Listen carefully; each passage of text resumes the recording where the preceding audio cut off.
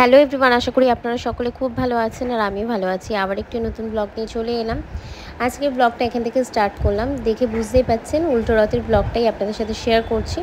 উল্টো রথের দিন সারাদিন গোপুসোনাকে নিয়ে কি করলাম আর বাড়িতে কি করলাম সেটাই আপনাদের সাথে শেয়ার করব। এখানে যেহেতু উল্টো রথ ছিল তো সেই জন্য ভালো করে সুন্দরভাবে স্নান ধানের জন্য সমস্ত কিছু রেডি করে নিচ্ছিলাম গোপুসোনাকে। আর এখানে চন্দন, মধু, তারপরে ঘি মাখিয়ে নিয়েছিলাম যেহেতু স্নান করাবো বলে। আর জগন্নাথ দেবকেও স্নান করিয়ে নিচ্ছি, গোপুসোনাকেও করানো হয়ে গেছে। তারপরে ওদের দুজনকে সুন্দর করে সাজিয়ে গুছিয়ে নেব, যেহেতু বিকেলবেলা আবার উল্টো রথের জন্য বেরোতে হবে। আর একে একে বাবা ভোলেনাথ, দেবদেবী সমস্ত কিছু সুন্দর করে সাজিয়ে গুছিয়ে সিংহাসনটাকে মনের মতো করে গুছিয়ে নিলাম। আর এখানে গোপুসোনাকে সমস্ত কিছু পরিয়ে নিলাম।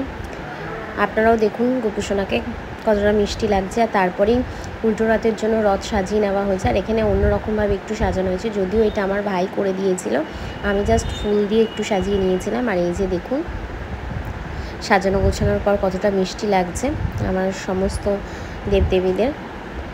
এখানে মা তারার আছে। আর তারপরে যেহেতু রথটা আমাদের পাড়াতে বললাম যে আমাদের পাড়াতে আসে, এক সপ্তাহ মতো থাকে, তারপরে চলে যায়। তো মনটা খুব খারাপ হয়ে গিয়েছিল, কারণ নিচে সেই মুহূর্তে আমি নামতে পারিনি, তার জন্য ব্যালকনি থেকেই দেখছিলাম। আর তারপরে আমার ছোট্ট গপুকে নিয়ে, আমার বাবান সোনাকে নিয়ে বেরিয়ে পড়লাম রথ নিয়ে।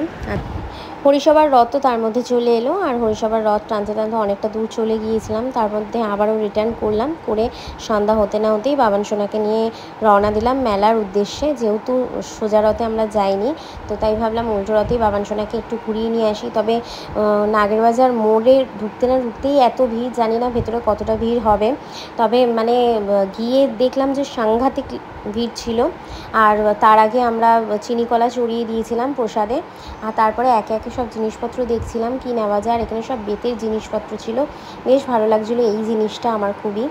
আর একে একে সব জিনিসপত্র দেখছিলাম। আর তার মধ্যে এই বাবলসগুলো মাথার ওপর দিয়ে যাচ্ছিলো, আরও যেন মেলার মরশুমটা আরও সুন্দর হয়ে গিয়েছিলো। তবে খুব বেশি ভেতরে ঢুকতে পারিনি। আর যেহেতু স্যাটারডে ছিল, তো তার জন্য আইসক্রিম ছাড়া অন্য কিছু খাইনি। আর আজকের মতো এইটুকুই, আবারও দেখা হবে নেক্সট ব্লগে। ভিডিওটা ভালো লাগলে লাইক, শেয়ার অ্যান্ড সাবস্ক্রাইব করতে ভুলবেন না।